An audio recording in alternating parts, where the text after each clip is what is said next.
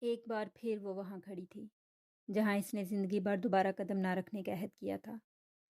انسان کے نہایت عزم و استقامت سے تعمیر کیے گئے عہد بھی بسا اوقات کتنے بودھے اور کھوکھلے ثابت ہوتے ہیں، اس نے سوچا۔ سید عالم شاہ سیڑھیوں پر کسی متعلق العنان حکمران کی طرح کھڑا تھا، سرخ بوجھل آنکھوں میں تیرتے ڈورے اپنی طاقت کے احساس سے دعاتشاہ ہو رہے تھے۔ اس کے چہرے پر اپنی جیت کا احساس، فتح کا خمار تھا۔ میں نے کہا تھا نا، ایک ایک سیڑھی اترتے ہوئے وہ بول رہا تھا کہ اب لوٹ کر آؤ گی تو تم، کاش کہ آپ کے اس وقت اپنے اوچھے ہتھ کنڈوں کے بارے میں بتا دیا ہوتا تاکہ میں بھی اپنے پلٹنے کی تصدیق کر سکتی۔ اس کا لہجہ سرد اور سپاٹ تھا۔ جنگ اور محبت میں ہر حربہ جائز ہوتا ہے، وہ مسکرایا۔ پل بھر کو اصل حقیقت تو صرف فتح کی رہ جاتی ہے۔ آپ کہو، ہار مانتی ہو؟ وہ جیسے چند کڑوے گھونٹ نگل کر رہ گئی۔ آذر کہاں ہے؟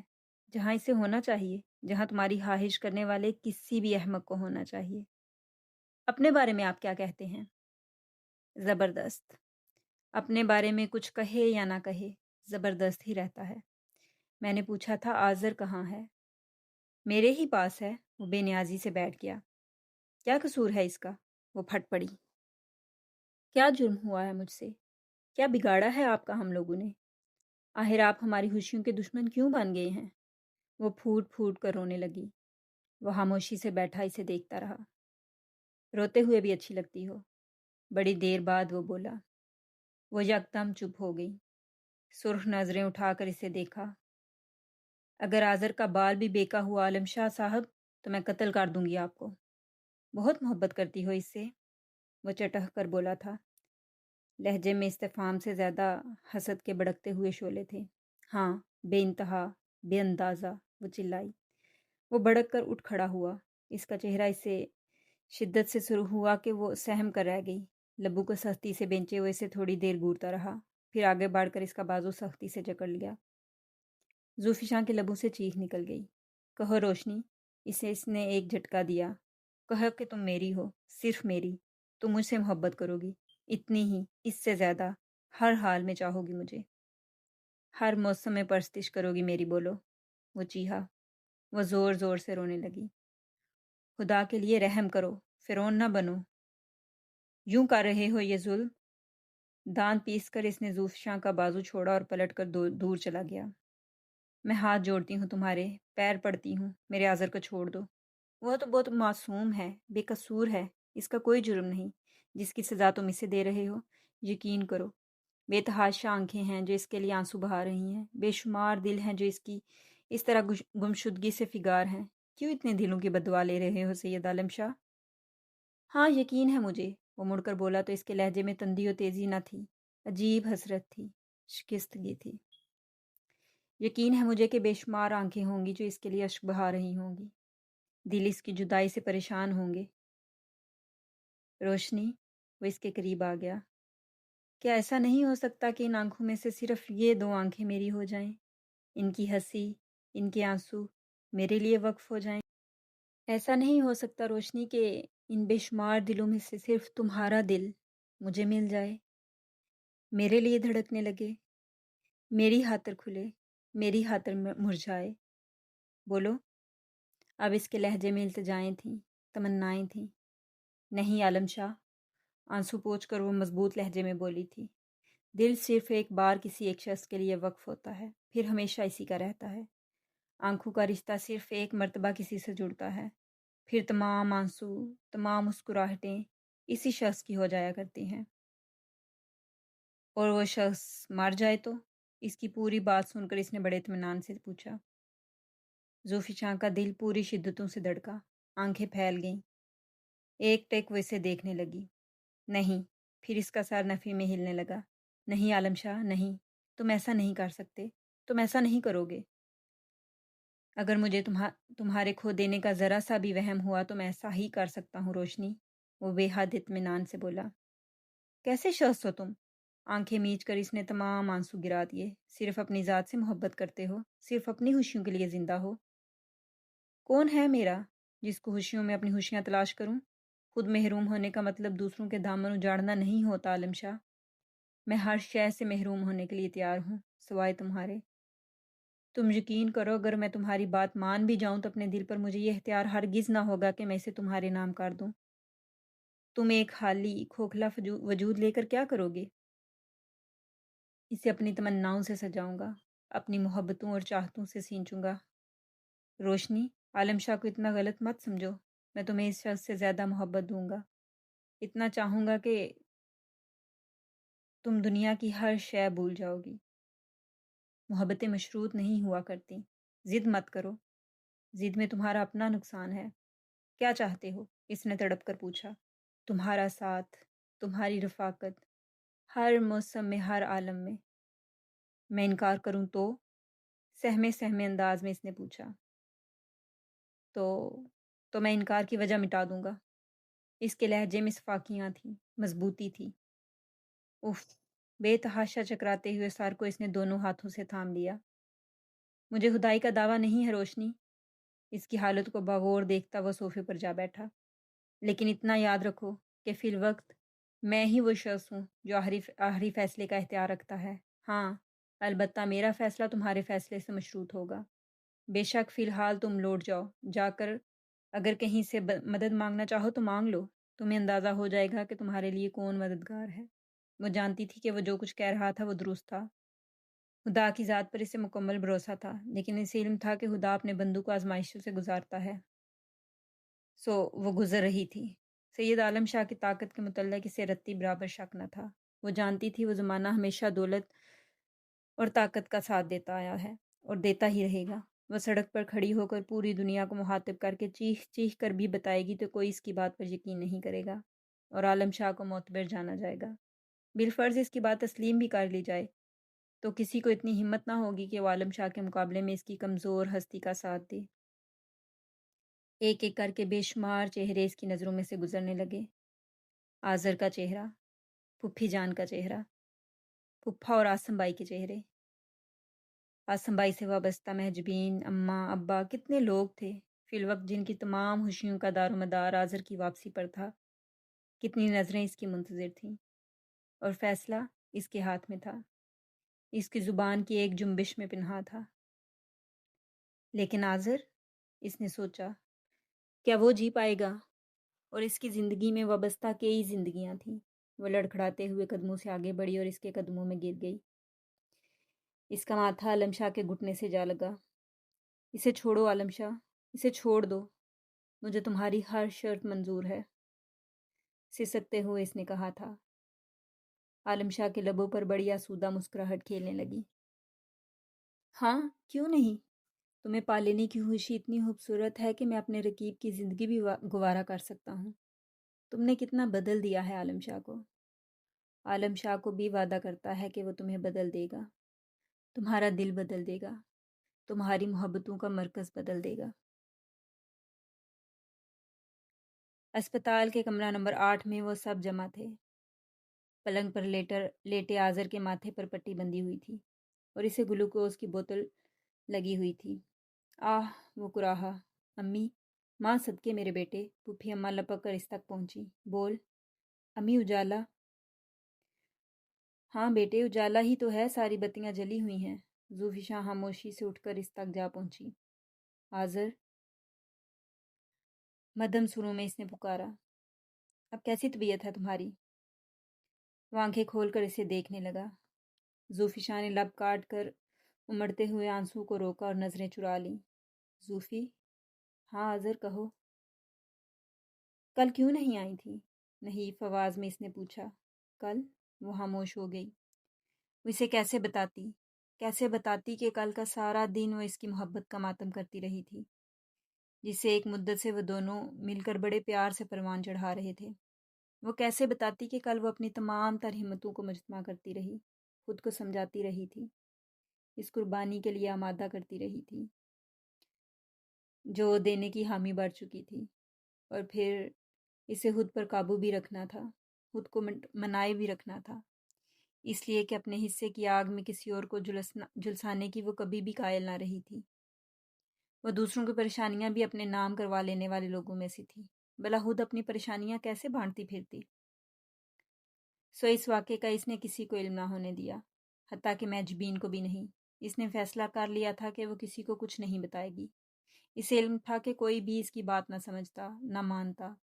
آذر، آسم بھائی، ابا، پھپھا جان، ان میں سے کوئی بھی اس قربانی پر راضی نہ ہوتا اور انہیں سمجھانا بھی ناممکن ہوتا۔ سو اس نے دل ہی دل میں تمام فیصلے خود کر لیے تھے۔ اسے اپنے پیاروں کی خوشیاں اور ان کی زندگیاں عزیز تھیں۔ اس کے لیے اسے سب کی نظروں میں گرنا پڑا، تو بھی وہ سودا اسے منظور تھا۔ عالم شاہ کی حرکات اور اس کی عائد کردہ شرائط سب کے علم میں آتی، اور پھر اس کی شادی عالم شاہ سے ہوتی تو اسے ساری زندگی اس قربانی کے سلے میں عقیدتوں کے ہار پہننے پڑتے، ترحم اور ہمدردی کے جذبات سمیٹنے پڑتے۔ یہ اسے منظور نہ تھا، سو اس نے ہر الزام اپنے سر لینے کا فیصلہ کر لیا تھا۔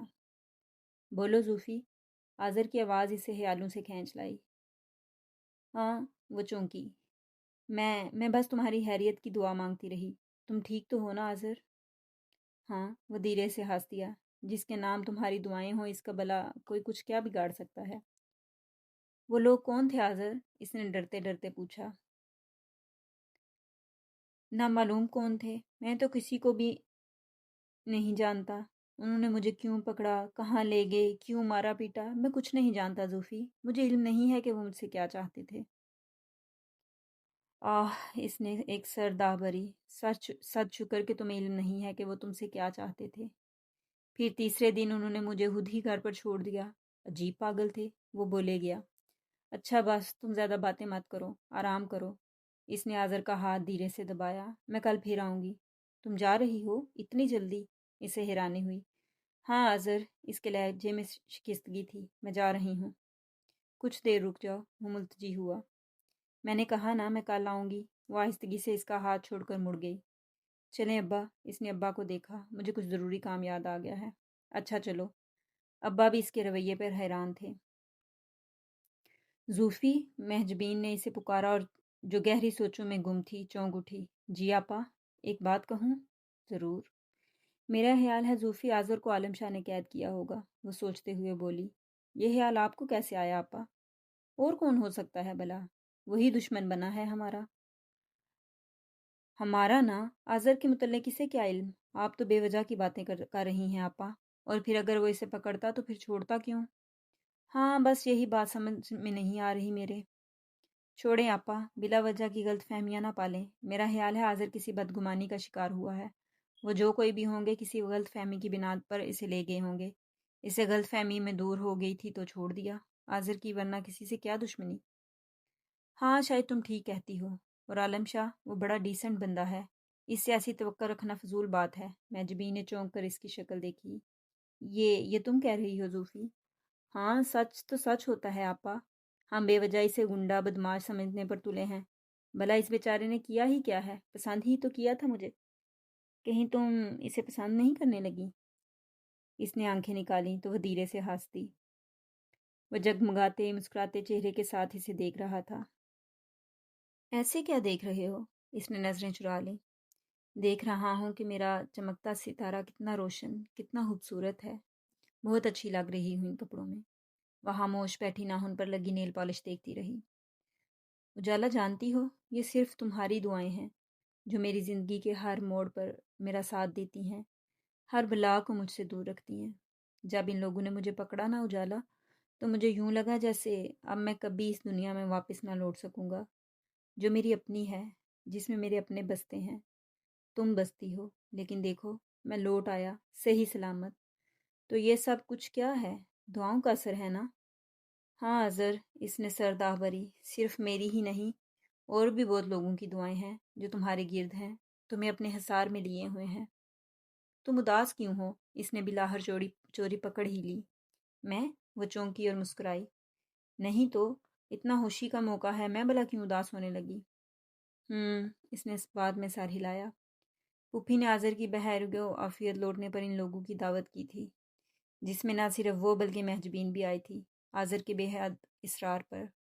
دعوت تو ہمیں کرنی ہے نگار، اماں بولی تھی۔ اپنے بچے کو اپنے گھر بلاؤں گی میں۔ ضرور بلاؤ، شوق سے، فی الحال تو تم کو آنا ہے، وہ خوش دلی سے بولی تھی۔ ایک وقت تھا جب محبتوں کے اظہار زوفی شاہ کو بڑے بھلے معلوم ہوا کرتے تھے۔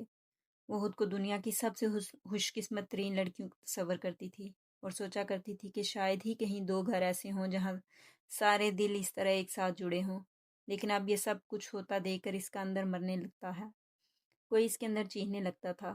وہ گہرے گہرے سانس لے کر اس دھوئیں کو اپنے اندر سے نکالنے کی کوشش کیا کرتی، جو اچانک ہی اس کے اندر بھرنے لگتا۔ اجالا، آذر نے اس کی آنکھوں کے سامنے ہاتھ ہلایا تو وہ چونک اٹھی۔ کہاں گم ہو یار؟ کہیں نہیں، وہ ہولے سے بولی۔ آذر، میں سوچتی ہوں ہم بھی کیسے لوگ ہیں، عام لوگ، چونٹیوں جیسے، جنہیں جو جب چاہے مسل دے، ختم کر دے۔ ارے، وہ ہنس دیا، یہ کیا کہہ رہی ہو تم؟ ٹھیک ہی تو کہہ رہی ہوں، آدمی کو کم از کم تھوڑا سا امیر، تھوڑا سا بااثر ہونا چاہیے۔ یہ تم کہہ رہی ہو؟ وہ حیران رہ گیا۔ وہ لمبے لمبے آواز، وہ تقریریں کیا ہوئیں؟ ہاں، غلطی پر تھی میں، پاگل پن تھا میرا۔ بغلا غریبی میں بھی کوئی اٹریکشن ہے؟ کیا درا ہے، میرا تو خیال ہے آذر اس دور میں آدھی سے زیادہ خوشیاں دولت کے مرہون منت ہوتی ہیں۔ وہ خاموش ہو گیا، اس سے نظریں ہٹا کر دوسری جانب دیکھنے لگا۔ جس وقت تم غائب ہوئے نا آذر، وہ بولتی رہی، میں نے سوچا تھا کہ کاش ہم بھی کچھ بااثر ہوتے، تھوڑی دولت ہمارے پاس بھی ہوتی تو کم از کم تمہاری تلاش کا کوئی کام ہی ذرا بڑے پیمانے پر شروع ہو جاتا۔ اب علم ہوا کہ ہم تو بڑے مسکین لوگ ہیں، ہے نا آذر؟ معلوم نہیں، وہ آہستگی سے بولا۔ اپنے کام مایا ہونے کا احساس بڑی شدتوں سے ہوا ہے مجھے۔ اس نے کنکھیوں سے اسے دیکھا۔ چلو نیچے چلتے ہیں، وہ اٹھ کھڑا ہوا، کھانا لگنے والا ہوگا۔ وہ آنکھوں میں بڑھتا لرزتا پانی سے چھپائے اٹھ کھڑی ہوئی۔ وہ جانتی تھی کہ اس موقع پر وہ اس سے کوئی خوبصورت سی بات سننے کا مطمئن تھا، چند الفاظ ایسے چاہتا تھا وہ اپنی ساعتوں میں ہمیشہ کے لیے محفوظ کر سکتا، اور وہ دل توڑ رہی تھی، اسے اس کی کم مائگی کا احساس دلا رہی تھی، لیکن یہ ضروری تھا، اس کی سلامتی، اس کی بقا کے لیے۔ اور آذر کی سلامتی اور بقا اسے ہر شے سے زیادہ عزیز تھی، حتیٰ کہ آذر اور اپنی خوشیوں سے بھی زیادہ۔ کھانے کے دوران وہ خود پر مصنوعی خوشدلی کا ہول چڑھائے سب سے باتیں کرتی رہی، ہنستی بولتی رہی، لیکن اسے علم تھا کہ وہ بے حد خاموش ہو گیا تھا، سب کی باتوں پر معمولی سی ہوں ہاں کر رہا تھا۔ آذر، وہاں سے رخصت ہوتے ہوئے اس نے دکھ سے اسے دیکھ کر سوچا تھا، آئی ایم سوری، کبھی کبھار کسی کو ذرا سی خوشی بخش دینا بھی ہمارے اپنے اختیار میں نہیں ہوا کرتا۔ خدا حافظ آذر، وہ اس کے پاس آ کر بولی تو بظاہر مسکرا رہی تھی۔ خدا حافظ، اس نے آہستگی سے کہہ کر سر جھکا لیا تھا، وہ کسی سوچ میں گم تھا۔ دوسرے دن شام کو وہ آ پہنچا تھا۔ زوفی شان بظاہر کوئی رسالہ دیکھ رہی تھی، لیکن در حقیقت ان ہی لامتناہی سوچوں میں گم تھی جو اسے مسلسل اضطرابی کیفیت بخشے ہوئے تھی۔ ہیلو کزن، وہ اس کے پاس آ کر بیٹھ گیا۔ تم؟ اس نے رسالہ بند کر دیا۔ کب آئے؟ بس ابھی، وہ مسکرایا۔ اس کی مسکراہٹ مختلف تھی، ویسی ہلکی پھلکی اور فریش نہ تھی جیسے عام طور پر ہوا کرتی تھی۔ کیا پڑھ رہی ہو؟ کچھ نہیں، ایسے ہی فضول سی کہانی تھی۔ اس نے رسالہ ایک جانب ڈال دیا۔ زوفی، پتہ ہے آج ایک سرپرائز ہے تمہارے لیے۔ نامعلوم تم خوش ہو گئی ہیں اداس؟ اچھا، بتاؤ تو بھلا کیا بات ہے؟ پتہ ہے وہ جو جدہ والی آفر آئی تھی نا، وہ اب تک برقرار تھی۔ میں نے آج ہی معلوم کیا ہے۔ پھر اس کا دل تیز تیز دھڑکنے لگا، اسے جیسے خود بخود ہر بات کا علم ہو گیا ہو۔ کیا وہ کیا کہے گا؟ پھر وہ اداسی سے مسکرایا۔ میں نے آفر منظور کر لی ہے، 1 ہفتے بعد جا رہا ہوں۔ جانے کس حوصلے سے کام لیا تھا زوفیشا نے کہ نہ چیخی، نہ روئی، نہ احتجاج کیا، بس خاموشی سے اس کی بات سن لی، حالانکہ وہ جانتی تھی کہ آذر اسے جدائی کی نوید سنا رہا تھا، ہمیشہ کے لیے بچھڑنے کا کہہ رہا تھا، اور یہ بات وہ خود بھی جانتی تھی۔ اچھا، اس نے محض اچھا کہہ کر سر چکا لیا۔ خوشی نہیں ہوئی؟ وہ پوچھنے لگا۔ معلوم نہیں، دیکھو نا، آخر ہم ذرا سے امیر، ذرا سے بااثر ہو ہی جائیں گے، ہے نا؟ زوفی شاہ نے نظریں اٹھا کر اسے دیکھا۔ میں نے سوچا ٹھیک ہی کہتی ہو، وہ نظریں چرا کر کہنے لگا، بلکہ میں احمق تھا، مجھے تو یہ پہلے ہی قبول کر لینی چاہیے تھی آفر۔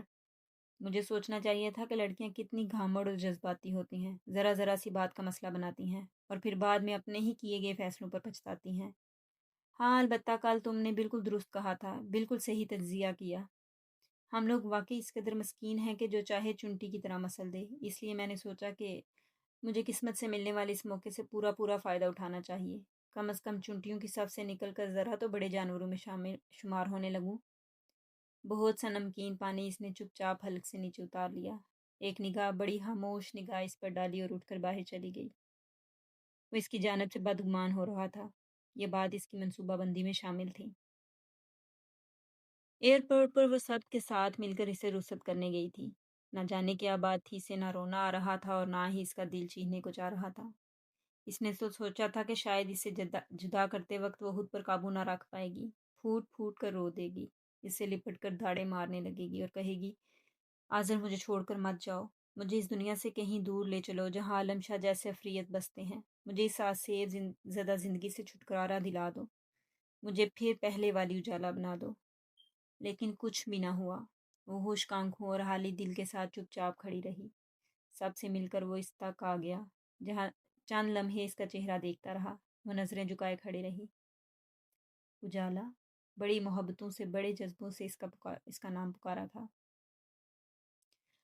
ہر چند کے کچھ دیر پہلے تک وہ بڑا اکھڑا اکھڑا ناراض سا لگ رہا تھا، لیکن اب لگتا تھا کہ وہ جانے سے پہلے تمام لڑائیاں، تمام ناراضگیاں ختم کر کے ہنستے مسکراتے ہوئے رخصت ہونا چاہتا تھا۔ زوفی شاہ نے نظریں اٹھا کر اسے دیکھا۔ بڑی شدتوں کے ساتھ وہ اسے دیکھ رہا تھا۔ خدا حافظ۔ خدا تمہیں اپنی امان میں رکھے۔ تم جانتی ہو نا، میں صرف تمہاری خاطر، تمہاری خوشیوں کے لیے جا رہا ہوں۔ اس نے اس بات میں سر ہلایا۔ روکو گی نہیں؟ وہ شرارتی ہوا۔ نہیں، اس نے نفی میں سر ہلایا۔ کیونکہ میں جانتی ہوں تم واقعی میری خوشیوں کے لیے جا رہے ہو۔ کیا ہیں تمہاری خوشیاں؟ وہ ذرا سا آزردہ ہو کر پوچھنے لگا۔ اتنی دولت لے آنا آذر کہ ہم ساری عمر آسودگی سے گزار دیں، ذرا سی چیزوں کے لیے نہ ترسیں۔ خوشیاں دولت سے مشروط کر دی تم نے؟ اس نے لب کاٹے۔ کیا کریں؟ اس نے سر جھکا لیا۔ دستور زمانہ ہے۔ اس کا مطلب ہے جس کے پاس زیادہ دولت ہو وہ زیادہ خوشیاں دے سکتا ہے خود سے وابستہ لوگوں کو۔ ہاں بالکل، وہ معصومیت سے بولی۔ آذر کا چہرہ تھوڑی دیر کے لیے بجھ گیا، پھر یکدم وہ خوش دلی سے مسکرا اٹھا۔ اچھا، اب میرا انتظار ضرور کر لینا، ایسا نہ ہو کہ کوئی بہت سی خوشیاں دینے والا شخص ٹکرائے تو مجھے بھول ہی جاؤ۔ وہ ہنستے ہوئے بولا۔ اور آسم بھائی اور مہجبین باجی کو شادی میں میرے حصے کی باتیں بھی تم کر لینا، ہر رسم میں میری جانب سے حصہ لینا، سمجھی؟ اس کا سر پیار سے ہلا کر وہ آسم بھائی اور پھپھو جان سے گلے ملنے لگا۔ ہر کسی کی آنکھیں لبریز ہو رہی تھیں سوائے اس کے۔ وہ شاید اپنے حصے کے تمام آنسو ایک ساتھ بہا دینے کا تہیہ کیے ہوئے تھی۔ عجیب یاسیت کی لہر تھی جس نے شہر کو اپنے دل میں، اپنی لپیٹ میں لے رکھا تھا۔ اسے ہر شے اداس، دلگیر اور مرجھائی ہوئی نظر آتی تھی۔ ہر خوشی دسترس سے باہر محسوس ہوتی تھی۔ مستقبل کبھی جس کا خیال اس کے دل کی تمام کلیاں کھلا دیا کرتا تھا، اب اس کے لیے محض ایک اندیشہ، ایک خوف بن کر رہ گیا تھا۔ ذرا سی آہٹ پر اس کا دل بے اختیار ہو کر جسم میں جیسے کوئی دوسری پناہ گاہ تلاش کرنے لگتا تھا۔ ہاتھ برف کی سیل کی طرح یخ رہتے، چہرہ مرجھایا ہوا رہتا۔ محض چند دنوں میں وہ موم بتی کی طرح گلی تھی۔ اماں اور مہجبین اس کی حالت پر اندر ہی اندر کڑ رہی تھیں۔ ان کا خیال تھا کہ اس کی وجہ آذر سے دوری تھی، سو وہ دونوں سوائے اسے خوش رکھنے کی کوشش کرنے کے اور کچھ بھی کر بھی نہیں سکتی تھیں۔ یہ بھی اس کے لیے غنیمت تھا کہ انہیں اصل صورتحال کا نہ علم تھا اور نہ اس کی حالت کے غیر ہونے کا سبب۔ وہ دونوں کچھ اور تلاش کرتی تھیں۔ زوفی مہجبین کے پکارنے پر وہ بری طرح چونکی تھی۔ ویسے بھی آج کل وہ ہر آہٹ، ہر آواز پر اس طرح سے چونکتی تھی کہ اگلے کئی لمحے اس کے حواس سے اپنے قابو میں نہیں آتے تھے۔ جی آپا، بڑی دیر بعد وہ بولی۔ آذر کو خط کیوں نہیں لکھ دیتی؟ اس نے باغور اسے دیکھا۔ خط؟ کیوں؟ حیرانی سے اسے دیکھنے لگی۔ کیوں کا کیا مطلب ہے بھئی؟ اگر وہ تمہیں یاد آ رہا ہو، اس سے ملنے کا یا بات کرنے کا جی چاہ رہا ہو تو خط لکھ دو۔ خط بھی تو آدھی ملاقات ہوتے ہیں۔ نہیں، میرا دل اسے ملنے کو نہیں چاہ رہا، اس نے سر جھٹک کر کہا۔ زوفی؟ مہجبین پہلے حیران ہوئی، پھر جیسے کچھ سمجھ کر ہنس دی، اور اب سمجھی۔ کیا سمجھی؟ وہ ہولے سے بولی۔ یہی کہ تم اس سے ناراض ہو۔ کیوں؟ میں بھلا اس سے کیوں ناراض ہونے لگی؟ اس لیے کہ وہ تمہاری مرضی کے خلاف جدہ چلا گیا، اور اس کو گئے آج 10واں دن ہے۔ اس نے کوئی خط، کوئی فون بھی نہیں کیا۔ مصروف ہوگا، وہ بے نیازی سے بولی۔ اور اگر کیا تو وہ میری ہی اجازت سے ہے، میں نے خود اسے جانے کے لیے کہا تھا۔ کس دل سے بھلا؟ مہجبین شوق ہوئی۔ جانے دیجیے آپا، وہ تلخی سے ہنسی۔ اب ان جذباتی باتوں کی عمر گزر گئی۔ ہیں؟ مہجبین حیرانی سے منہ پر ہاتھ رکھ لیا۔ عمر گزر گئی؟ یہ کب کی بات ہے بھئی؟ عمر گزرنے کے لیے سالوں کا یا صدیوں کا گزرنا ضروری نہیں ہوتا آپا، وہ دکھ سے بولی۔ کبھی کبھی محض ایک پل میں انسان صدیوں کا فاصلہ طے کر لیتا ہے، بیچ کی ساری عمر رائے ہو جاتی ہے۔ وہ سب پل جو گزرتے بھی نہیں، ہتھیلیوں سے پھسل کر کہاں چلے جاتے ہیں، کسی کو خبر نہیں ہوتی۔ مہجبین یکتے سے دیکھتی رہی۔ اس کے لہجے میں شبنم اتر آئی تھی، آواز بیگتی چلی گئی، آنکھوں کے گوشے نم ہو گئے تھے۔ خاموش ہو کر اس نے سر جھکا لیا تھا۔ مہجبین اپنی جگہ سے اٹھ کر اس کے پاس آئی اور اس کے کاندھوں کے گرد اپنے بازو حمائل کر دیے۔ زوفی، یہ تجھے کیا ہو گیا ہے؟ محبت تو بہت سے لوگ کرتے ہیں، جدا بھی ہوتے ہیں، نہ صرف کچھ عرصے کے لیے بلکہ کچھ بد نصیب تو ہمیشہ ہمیشہ کے لیے بچھڑ جاتے ہیں، لیکن یہ سوگ، یہ ماتم، یہ سب کچھ ٹھیک نہیں۔ خود سے ہٹ کر بھی کچھ سوچو، مجھے دیکھو، اماں کو دیکھو، ابا پر غور کرو۔ کیا ہم سب تمہیں خوش اور نارمل نظر آتے ہیں؟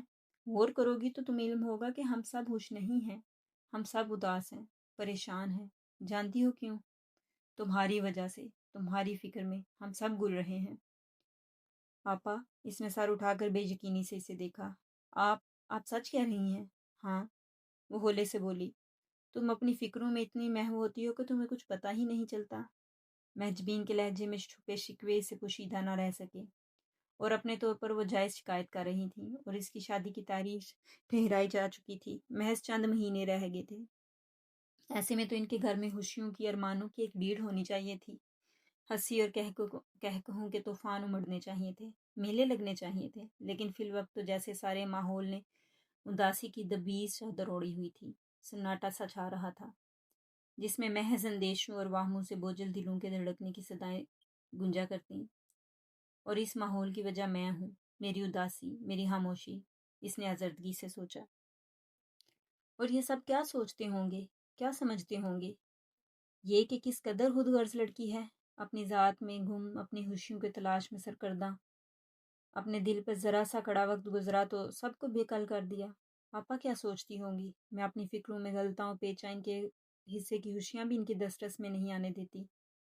پاپا، اس نے سر اٹھا کر اسے دیکھا۔ کہو، آپ پرسوں کہہ رہی تھی نا مارکیٹ چلنے کا، کیا لینا تھا آپ نے؟ ہاں، وہ کام کے سوٹ ملنے تھے نا؟ میں پرسوں نہیں، ہفتے کو کہہ رہی تھی، وہ مسکرائی۔ آج بدھ ہے، سوری آپا، وہ شرمندگی سے بولی۔ آپ یاد دہانی تو کراتی، چلیں آج چلتے ہیں۔ اچھا، پھر میں کھانا جلدی پکا لوں گی۔ وہ خوش ہو گئی۔ اس کے خوش ہونے کے ہی دن تھے، خوبصورت سپنوں کی دنیا میں کھوئے رہنے کے دن، انتظار کی لذت آمیز کثرت میں مبتلا رہنے کے دن، چہرے پر دلکش رنگین خیالوں کی دنک بکھرائے رہنے کے دن۔ زوفی شاہ نے اس کے چہرے پر بکھری دنک کو حیرانی اور دلچسپی سے دیکھا، پھر مسکرا دی۔ رہنے دیجیے گا کھانا، آج میں بناؤں گی۔ تم؟ وہ ہنسی۔ جی میں، بے فکر رہیے، اتنی بھی پھوہڑ نہیں ہوں، کم پکاتی ہوں لیکن اچھا پکاتی ہوں، اور ویسے بھی آپ کے آرام کرنے کے دن ہیں، بے فکری سے خیالوں کے جھولے میں جھولتے رہنے کے دن۔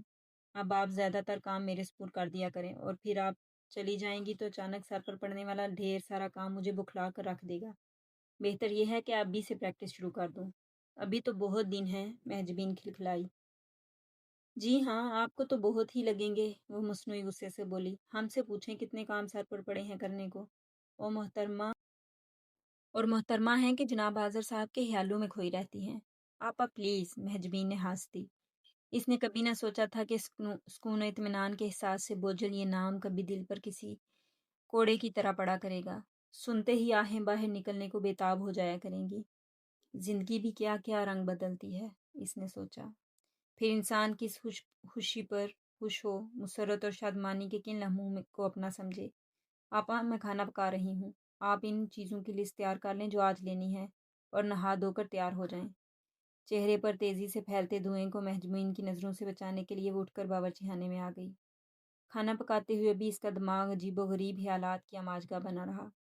اسے عالم شاہ کا دھڑکا دمے کی بیماری کی طرح سے چپک گیا تھا، سانس ہر وقت کوڑا رہتا۔ وہ یہ نہ کر دے، وہ کچھ یوں نہ کر بیٹھے، وہ گھر نہ چلائے، وہ اسے اٹھوا نہ لے، وہ ابا کو، عاصم بھائی کو۔ اس کا دماغ الجھ کر بے حال ہو جاتا۔ وہ جانتی تھی کہ اتنے دن گزر جانے کے بعد وہ یقیناً کچھ نہ کچھ جاننے کو بےتاب ہوگا، اور عالم شاہ کے بےتاب ہونے کا خیال اس کے روئیں روئیں میں خوف کا زہر بار دیتا تھا۔ مجھے خود اس سے رابطہ کرنا ہوگا۔ اس نے روٹی کو جلتے دیکھا اور جلدی سے پلٹ دیا۔ تو تم مجھے اس موڑ پر لے آئے ہو عالم شاہ کہ میں تم سے آج خود رابطہ کرنا چاہتی ہوں۔ اے خدا، تو ایسے بندوں کو اتنی طاقت کیوں دیتا ہے؟ پلکوں کو جھپک کر اس نے آنسوؤں کو واپس اندر دھکیلا اور دوسری روٹی جلانے لگی۔ زوفی، یہ دیکھو کس قدر خوبصورت ہے۔ میں جبین نے اسے کوہنی مار کر متوجہ کیا۔ وہ اسے چاندی کا ایک خوبصورت سیٹ دکھا رہی تھی۔ جی آپا، اچھا ہے۔ اماں نے کہا تھا ایک سیٹ چاندی کا بھی ہوگا۔ جی جی کہا ہوگا۔ اس کی نگاہ سامنے والی دکان پر لگے بورڈ پر تھی۔ خواتین کے لیے فون کا علیحدہ انتظام کا بورڈ آویزاں تھا۔ چلو نا اندر قیمت پوچھتے ہیں۔ آپا آپ اندر چلیں، میں ذرا وہ سیب لے لوں۔ دیکھیں نا کتنے اچھے ہیں، اماں کو جوس نکال کر دوں گی، کتنی کمزور ہو رہی ہیں۔ چلو پھر پہلے سیب لے لیتے ہیں، وہ راضی ہوگی۔ نہیں نہیں میں لاتی ہوں، آپ اس سیٹ کی قیمت پوچھیں، میں بس آئی ابھی۔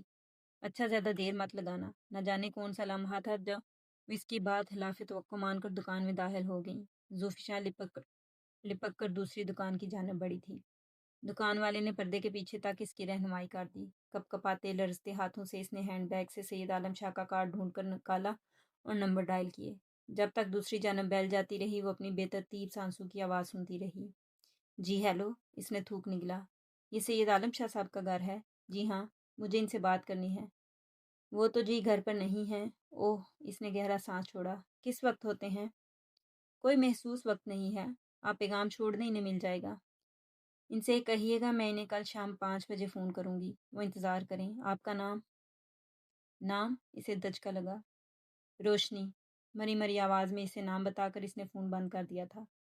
کیا قیامت تھی کہ وہ اپنا تعارف اس کے بشے ہوئے نام سے کرواتی تھی۔ فون کر کے وہ باہر نکلی تو سیب والے کا نام و نشان نہیں تھا۔ اس نے رسٹ واچ دیکھی، صرف 2 منٹ گزرے تھے۔ لے لیے سیب؟ میجبین نے اسے دیکھا اور پھر اس کے خالی ہاتھ۔ مہنگے دے رہا تھا آپا۔ کھوکھلے سے لہجے میں اس نے جھوٹ بولا اور اس کے برابر بیٹھ گئی۔ دفع کرو۔ وہ پھر سیٹ کے باؤتاؤ میں مصروف ہو گئی۔ اماں کے سر میں تیل کی مالش کرتے ہوئے اس نے چور نظروں سے کوئی 5ویں مرتبہ ٹائم دیکھا۔ 4:45 بج رہے تھے۔ اماں، اس کے ہاتھ تیزی سے چلنے لگے۔ میں آپا کی شادی کے لیے کیسے کپڑے بنواؤں؟ جیسے تمہاری مرضی بیٹا، میں بلا آج کل فیشن کو کیا جانوں، یہ تو تم لڑکیوں کو اپنے کام ہے۔ اماں، وہ شگفتہ ہے نا؟ اس نے اپنی بہن کی شادی میں بڑا ہی خوبصورت کڑھائی کا سوٹ پہنا تھا۔ اس نے تو وہ کڑھائی 1,500 میں کروائی تھی، مگر میں خود کر سکتی ہوں۔ ارے دفع کرو بیٹی، 1,500 میں جو کڑھائی کروائی جائے بھلا کتنی مشکل اور کتنی باریک ہوگی۔ کاہے کو اپنی آنکھیں کمزور کرو گی، کوئی آسان سا کام کر لینا۔ اماں، وہ بہت ہی خوبصورت سوٹ تھا، اگر نمونہ مل جائے تو میں آج سے ہی بنانا شروع کر دوں۔ ابھی تو شادی میں کافی دن ہیں، جب تک آہستہ آہستہ بنا لوں گی۔ اچھا، پھر کبھی جاؤ تو لے آنا اس سے نمونہ۔ اس کا گھر تو بہت دور ہے اماں، میں تو بس فون کروں گی اور اپنے بھائی یا ابا کے ہاتھ بھیج دے گی۔ اچھا، یوں ہی صحیح، چلو اب پھر بس کرو، عصر کی نماز کا وقت ہونے والا ہے۔ اس نے ان کے بال سمیٹ کر جوڑا بنا دیا اور تیل کی بوتل بند کرنے لگی۔ اماں، میں ذرا شگفتہ کے گھر سے ایک فون کر رہا ہوں۔ کسے؟ وہ حیران ہوئی۔ ارے ابھی کیا داستان زلیخا سنا رہی تھی آپ کو؟ برابر بیٹھی مہجبین ہنس دی۔ جاؤ کر آؤ، جلدی آنا۔ وہ لپک جپک کر ہاتھ دھو کر کھڑی ہوئی اور چادر اوڑھنے لگی۔ میں ساتھ چلوں؟ مہجبین نے اپنی خدمات پیش کی۔ ارے نہیں آپا، وہ گھبرا گئی۔ بس ابھی آئی۔ نمبر تو لے آؤ، مجھے یاد ہے۔ بڑی عجلت میں وہ گھر سے نکل گئی۔ کتنا کھوکھلا کر دیا ہے تم نے مجھے عالم شاہ، کتنا بے اعتبار۔ میں تو بڑی مغرور تھی خود پر کہ سرحروم ہوں اپنے ماں باپ کے سامنے۔ بڑا ناز تھا مجھے کہ میں نے کبھی ان سے جھوٹ نہیں بولا، انہیں کبھی دھوکہ نہیں دیا، اور اب نمبر ڈائل کر کے اس نے غم و غصے سے سب کچھ سوچا اور پھر دوسری جانب سے بڑھتی مخمور نشیلی آواز نے اس کی سوچوں کا سلسلہ منقطع کر دیا۔ عالم شاہ مخاطب ہے۔ میں زوفی شاہ ہوں، وہ ہولے سے بولی۔ مجھے خوشی ہو گئی اگر تم خود کو روشنی کہا کرو۔ جو دوسروں کی خوشیاں رونتے ہوں انہیں دوسروں کی جانب سے اتنا خوشگمان نہیں ہونا چاہیے۔ وہ نہ چاہتے ہوئے بھی تل ہو گئی۔ وہ ہنس دیا۔ دوسروں کو اگر علم ہو جائے کہ ہم اپنے دامن میں ان کے لیے کتنی خوشیاں لیے ان کے منتظر ہیں تو ان کے لب پہ شکوے بھول کر پھول برسانے لگیں۔ وہ خاموش رہی۔ کچھ کہنا تھا؟ وہ چند لمحے اس کی جانب سے کسی بات کے ہونے کا منتظر رہ کر بولا۔ جی۔ اس نے ہنکارا بھر کر گویا اسے بولنے کی اجازت دی ہو۔ میں یہ کہنا چاہتی تھی۔ اس کی سمجھ میں نہیں آیا کہ اسے کیا بتانے آئی تھی۔ اب آپ نے کیا سوچا؟ اپنی بات بھول کر وہ خود اس سے پوچھنے لگی۔ میں نے؟ وہ حیران ہوتا नहीं था होकर बड़ा अजीब लगा। सुनोगी मैंने क्या सोचा है? जी नहीं, वो जल्दी से बोली। आलम शाह साहब, क्या आप अब भी अपनी जिद पर कायम हैं? जिद नहीं, मोहब्बत। और जो लोग मोहब्बतों पर कायम रहे हैं झूठे और खोखले होते हैं। मैं बड़ा सच्चा और मजबूत आदमी हूँ। जो लोग सच्चे और मजबूत हों वो दूसरों को झूठा और खोखला क्यों करना चाहते हैं? मुझे बार बार इस बात का एहसास मत दिलाया करो कि तुम्हारी मोहब्बतें किसी और के लिए हैं। वो अचानक मुस्कुराया। इसे मिटा डालने की ख्वाहिश और इस ख्वाहिश पर अमल के दरमियान अगर तुम ना आती तो दुनिया का कोई शख्स इसे मेरे हाथों से नहीं बचा सकता था। बचाने वाला कोई शख्स नहीं, खुदा होता है, वो आहिस्तगी से बोली। और इस बेकसूर शख्स का जिक्र इस अंदाज से मत किया करें। वो तो चला भी गया। जानता हूँ। इसके लहजे में इत्मीनान भर आया। जानते हैं? इसे हैरत हुई। हाँ, वो हंसा। तुम क्या समझती हो मैं बेखबर रहता हूँ? तुम्हारी दुनिया से तुम्हारे पल पल की खबर मुझे रहती है। वो सुलग कर चीख कर रह गई। आपको डर होगा मैं कहीं भाग न जाऊं। डरते तो भागने वाले हैं। इसकी आवाज़ में अजीब मुस्कुराहट उतर आई। हम डरते नहीं, डराते हैं। अब आप मुझसे क्या चाहते हैं? वो जिद होकर बोली। कब आऊं तुम्हारे घर? एक गहरी सांस इसके सीने से आज़ाद हुई। इसकी उम्र कैद के आगाज़ का वक्त वो इसी से पूछ रहा था। अभी नहीं। मैंने आपसे यही कहने के लिए फ़ोन किया था। आप जानते हैं वो मेरी फूफो का बेटा है। इसके भाई से मेरी बहन की शादी तय है।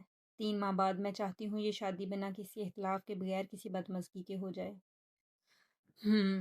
इसने हुंकारा भरा। आप मुझे इतनी मोहलत देंगे ना? ये पूछते हुए इसकी आवाज़ आंसुओं में डूब गई। मोहलत तुम मुझसे 10 साल की मांग लो रोशनी। सैयद आलम शाह तुम्हारे एक वादे पर अपनी उम्र बिता सकता है। बस एक बात जहन में रखना, कभी भी मुझसे धोखा मत करना। औरत की बेवफाई मेरे लिए नाकाबिले बर्दाश्त है। मैं तुमसे मोहब्बत करता हूँ। तुम्हारी हर हता आंख बंद करके माफ़ कर दूंगा। बस अपनी वफ़ाएं मेरे नाम रखना। मुझसे हर हाल में सच बोलना, वरना सैयद आलम शाह खुद भी मिट जाएगा और तुम्हें भी मिटा देगा। कभी कभी इसके लहजे में वो तासुर उभरता जो इसके अंदर तक को सर्द कर देता था। मैं धोखा नहीं दूंगी। इस मकसद के लिए तो मैंने किसी और का इंतखाब किया है। वो जैसे ख्यालों में गुम होकर बोली। एक बात मानोगी? जी कहिए। मेरे सामने इसका जिक्र मत किया करो। इस जुमले में एक हुक्म भी था, एक खामोश इल्तिजा भी थी, एक अजीब फरमाइश सी थी। जी बेहतर, कोशिश करूंगी, वह आहिस्तगी से बोली। फिर क्या मैं उम्मीद रखूं कि आपा की शादी तक आप कोई पेशकदमी नहीं करेंगे? सैयद आलम शाह वादा करता है, वो फराह दिली से बोला। और किसी चीज़ की ज़रूरत हो? शुक्रिया, वो इसकी बात काट कर बोली। यकीन जानिए आप मेरी कोई ज़रूरत पूरी नहीं कर सकते। अपनी बात मुकम्मल करके इसने फ़ोन बंद कर दिया। बड़ी महवियत से वो मशीन पर झुकी महजबीन के जहेज़ का एक सूट सी रही थी जब महजबीन हंसती मुस्कुराती खिलखिलाती अंदर हुई। जूफ़ी, जी कहिए। सरप्राइज़ है? किसके लिए? इसने सर उठाकर इससे देखा। इसके हाथ में 2 लिफाफे थे। इसका दिल तेज़ी से धड़कना शुरू हो गया। चंद चंद लम्हों के लिए वह सब कुछ भूल गई। सैयद आलम शाह का भूत इसके जहन में कहीं दूर चला गया। वो ज़ूफ़ी शाह से उजाला बन गई। आज़र, आज़र का हाथ है ना? लहजे से तमाम तर मुसरतें आया थीं। इसने शरारत से नफ़ी में सर हिलाया। आपा प्लीज़, वो इसके पीछे पीछे चलने लगी। ना सताओ ना, प्लीज़ आपा। ये लो, क्या याद करोगी किस सही दिल आपा से पाला पड़ा था। इसने हाथम ताई बनकर आहर इसे हाथ से नवाज दिया। बड़ा चालाक है ये आज़र, 2 हाथ भेजे हैं, एक हम सब के नाम और एक सिर्फ तुम्हारे नाम। बेताबी से इसने लिफाफा चाक किया और सत्रों पर नजरें दौड़ाने लगी। इसने लिखा था, अपनी उजाला के नाम, जिसके नाम से मेरी ज़िंदगी में उजाले हैं। दुआ है कि बहुत सी खुशियाँ तुम्हारे इर्द गिर्द रक्सा हों, बहुत सी रोशनियाँ तुम्हें अपने हाले में लिए हों। प्यारी उजाला, मुझे इल्म है कि तुम मुझसे खफा होगी, कई दिनों से मेरे हाथ की मुंतज़िर होगी। लेकिन क्या तुम्हें इस बात का इल्म है कि मैं इतने दिन से खफा रहा हूँ? सोचता रहा कि बेचैन होकर तुम आज खुद मुझे याद करोगी, मुझे हाथ लिखोगी। पता तो तुम अम्मी से ले सकती थी ना? ऑफिस आता तो यकीन होता कि अभी तुम्हारा हाथ पहुंचता होगा। इसी इंतज़ार में पूरा दिन गुजार देता। वापस लौटते हुए ख्याल आता कि शायद तुमने रहायशगाह के पते पर हाथ लिखा हो اور میری میز پر سجا سارا دن تمہارا ہاتھ میرا انتظار کرتا رہا ہو۔ اس خیال میں ایسی خوشی ہوتی جیسے ہاتھ نہیں بلکہ تم میرے آفس سے لوٹنے کی منتظر ہو۔ لیکن ایک ایک کر کے بہت سے دن بوجھل، تھکے، اداس قدموں سے لوٹ گئے۔ تم نے اپنی ضد نہیں چھوڑی۔ سوچا کسی ایک نے تو ہار ماننی ہے، تو پہل میں کیوں نہ کر لوں۔ چلو نا، تم خفا ہو نا، اب تو راضی ہو جاؤ۔ اجالا، میرا دل یہاں نہیں لگتا۔ دل ہو تو لگے۔ کبھی کبھی جی میں آتا ہے کہ سب کچھ چھوڑ چھاڑ کر پاکستان کا ٹکٹ کنفرم کروا لوں، لیکن پھر سوچتا ہوں کہ تم نے آتے سمے ایک فرمائش کی تھی۔ اگر تمہاری ایک فرمائش بھی پوری نہ کر سکا تو یہ وجود کس کام کا؟ مجھے یقین ہے جب میں سرخرو ہو کر لوٹوں گا تمہارا ہنستا مسکراتا وجود مجھے خوش آمدید کہے گا۔ تم میری منتظر رہو گی، ہر حال میں، ہر موسم میں۔ اگر لڑائی ختم ہو گئی ہو تو اب مجھے جلدی سے ہاتھ لکھ دینا۔ تمام تر شدتوں سے تمہارا منتظر ہوں۔ اپنی ہر دعا تمہارے نام لکھتا ہوں۔ آذر۔ اس نے ہاتھ پڑھا، پھر پڑھا، بار بار پڑھا، اور پھر طمانینت کے بھرپور احساس کے ساتھ ہنس دی۔ آذر۔ اس نے زیر لب کہا، آذر، اور پھر اس کی مسکراہٹوں نے دم توڑ دیا۔ خوف، وہم، اندیشوں کے بے شمار ناگ اس کے ذہن کی ہر رگ سے لپٹ گئے، اور سید عالم شاہ اپنے پورے وجود کے ساتھ اس کی نگاہوں کے پردے پر نمودار ہو گیا۔ ہاتھ اس کے ہاتھوں میں پھڑ پھڑایا اور قید سے آزاد ہو کر دور چلا گیا۔ دیوانوں کی طرح بھاگ کر اس نے ہاتھ اٹھایا اور اسے چوم کر ہولے ہولے رونے لگی۔